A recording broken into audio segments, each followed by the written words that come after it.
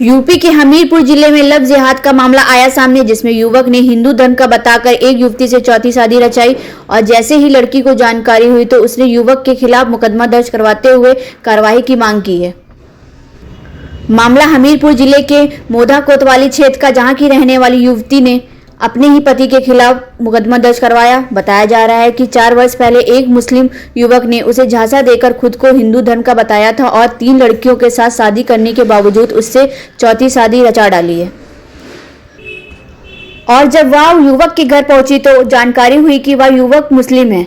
उसके साथ प्रताड़ना देते हुए धर्म परिवर्तन का दबाव बनाना शुरू कर दिया, लेकिन किसी तरह से वह युवक के घर से भागकर पुलिस थाना पहुंची और युवक के खिलाफ मुकदमा दर्ज करवाया।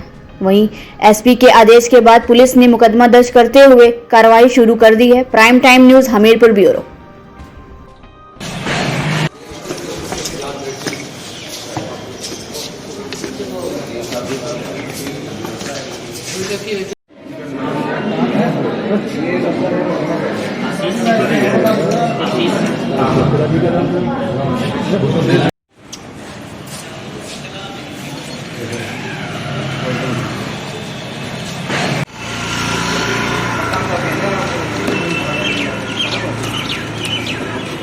को नासमझ थी, नाबालिग थी।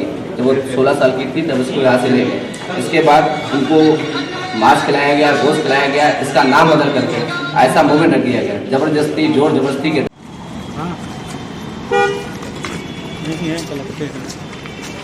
प्रजापति मोटा कस्बा मोधा जिला हमीरपुर के स्थायी निवासी प्राथमिक अब्दुल मोमिन पुत्र हबीब निवासी बालापुर पोस्ट जलवा ब्लॉक तहसीलपुर।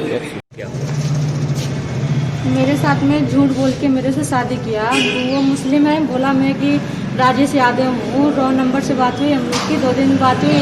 फिर उसके बाद मैंने स्विच ऑफ कर दी मोबाइल स्विच ऑफ करने के बाद फिर चार्जिंग की मोबाइल। चार्जिंग करने के बाद फिर बहला फुसला के मुझे लखनऊ तक बुला के लेके गया। लखनऊ से मैं अकेले गई, लखनऊ से फिर उधर से लेके गया मुझे। और फिर उधर पे मुझे गया बलरामपुर जिला पे अपनी साली के पास लेके गया। उधर मुझसे झूठ बोल के शादी किया कि मैं राजेश यादव हूँ। फिर उसके बाद मुझे उसके 3 शादी हो चुके थे पहले से, एक लड़की भी थी, मुझे नहीं मालूम था। बच्चा हो गया मुझे तब मालूम चला कि हाँ उसकी लड़की भी है। आज 3 शादी की है। और फिर मुझे इधर से लेके गया, मारता पीटता था, गाली देता था, मांस वगैरह खाने के लिए बोलता था मुस्लिम हो जा, मुस्लिम के हर रिवाज बोलने करने के लिए बोलता था। मुझे नहीं करती थी, उसके लिए मुझे मारता था। कैसे संपर्क में आया था, कैसे बातचीत हुई आपकी?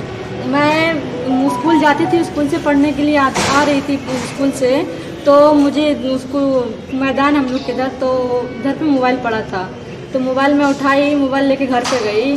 फिर मोबाइल मैंने सिम निकाल के रख दी उसका। तो फिर मैंने एक सिम निकाली। सिम निकालने के बाद फिर वो उसमें से एक रॉन्ग नंबर आया। रॉन्ग नंबर में बोला कि मैं राजेश यादव हूँ। उसमें से बहलाने फसलाने में बोला कि मैं बहुत बड़ा आदमी हूँ, मेरे साथ चलेगी तो मैं बहुत तुमको हर चीज़ करूँगा, तो उसमें रखूँगा। राजेश कहाँ का रहने वाला है? बलरामपुर जिला का है। आप कहाँ के रहने वाले? मोधा का। राजेश नहीं है, वो अब्दुल मोबिन है। उसने झूठ बोल के नाम बोला था मुझे। तो वो कहाँ का रहने वाला है? बलरामपुर जिला का है। आप कहाँ के रहने वाले? मोधा की। कितने साल पहले का मामला है? ये 4 साल हो जाएंगे, जनवरी आ जाएगी। तो फिर आपने क्या किया इसके बाद? फिर आपको क्या छोड़ दिया है या साथ में? नहीं, छोड़ने दिया, उसका साथ में छोड़ के खुद आई हूँ। वो मुझे बेचने की धमकी देता था, मारता भी था।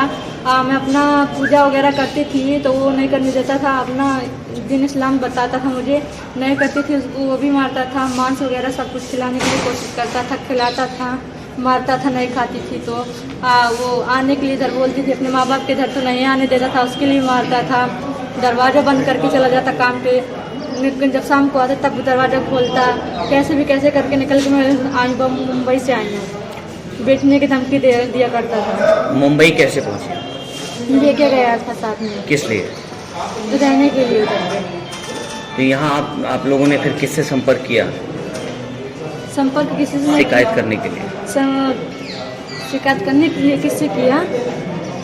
अपने माँ बाप से। मैं अपने मोधा की एक बालिका है जिसको दिसंबर 2018 पर एक व्यक्ति से बात होती है जो अपना नाम राजेश यादव बताता है, और लगभग 10 जनवरी 2018 को उनके पिता गुमशुदगी की रिपोर्ट देते हैं। 9 जनवरी को अपने वो घर से गायब होती है। जब वो जो घर से गायब होती है, उसके पिता ने थाने पर तहरीर दी, लेकिन मुकदमा पंजीकृत नहीं हुआ। पिता भी लो क्लास के भय से अपना डर के बैठ गया कि ठीक है जैसे शक्ति होगा।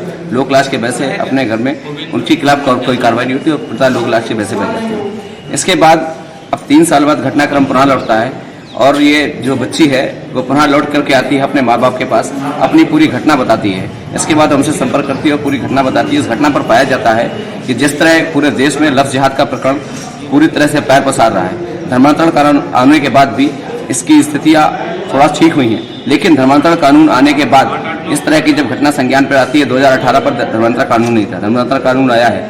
लफ्ज़ जिहाद कैसे होता है, क्या होता है, इसका पूरे देश में एक षड्यंत्र चल रहा है। पूरे विश्व पर इसका जो मुख्यालय है वो बांग्लादेश पे है, भारत में इसका मुख्यालय केरल है। केरल से मुख्यतः ये लफ्ज़ जिहाद संगठन चलता है और इसी संगठन में अपना प्यार के नाम पर धोखे से लड़की को फंसा करके, अपना नाम झूठा बता करके, अपना नाम गलत बता करके धर्मांतरण का कानून चलाया जाता है, धर्मांतरण कराया जाता है। गोश्त और मांस खिला करके अपना धर्मांतरण कराया जाता है। और इसी तरह का प्रकरण हमारे मौधा पर संज्ञान में आया है कि उस बच्ची को जबरदस्ती गोश्त खिलाया गया, उससे संतान पैदा की गई और जब संतान से अपनी काम इच्छा से उसकी तृप्ति हो गई, ऐसी जिहादी मानसिकता वाले लोगों ने उसको बेचने का प्रयास किया।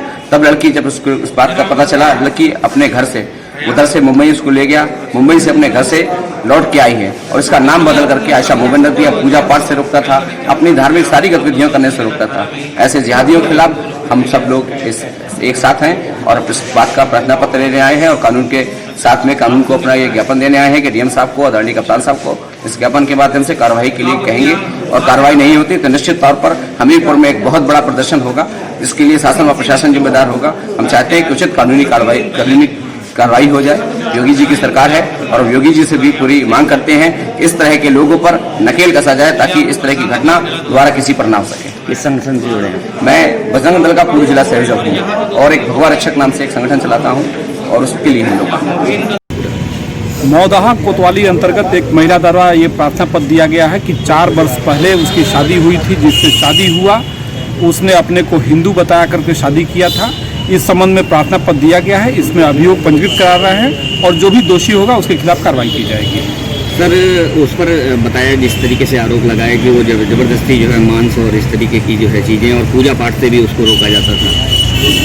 हर पहलू की इसमें गंभीरतापूर्वक छानबीन कर रहे हैं और जो भी तथ्य आएंगे तदनुसार वैधानिक कार्रवाई की जाएगी। 4 शादियों के सर मामला है इसमें, क्या 4थी शादी इसने की थी इस तरह से? जांच के दौरान जितने भी तथ्य आएंगे तदनुसार वैधानिक कार्रवाई की जाएगी।